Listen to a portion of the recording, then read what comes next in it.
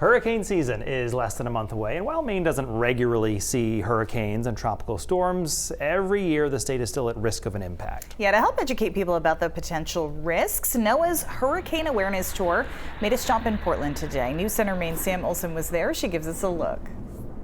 As part of Hurricane Awareness Week, hurricane hunters stopped by the Portland Jetport to talk all things tropical storms.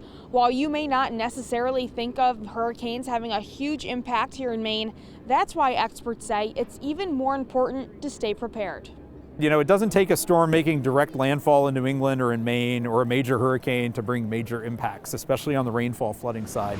Maine has seen a lot of recent flooding over the past year or so. Hurricane Lee brought some to Maine last September, but even that damage wasn't as detrimental as some of the nor'easters we had this past winter.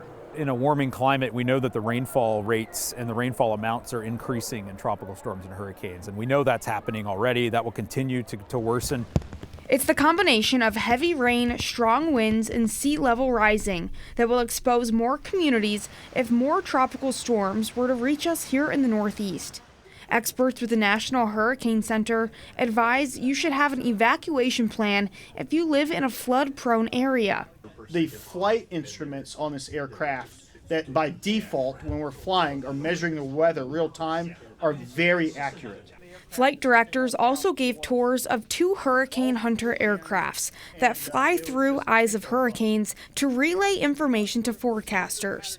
These planes, with the U.S. Air Force and NOAA, directly measure key information like peak winds, the intensity of the eye wall, and much more. Both of our aircraft has the ability to carry all this instrumentation to sample the storm in a way that you can't get with anything else. These planes provide the most valuable data coming straight from within the source. In Portland, Sam Olson, News Center, Maine.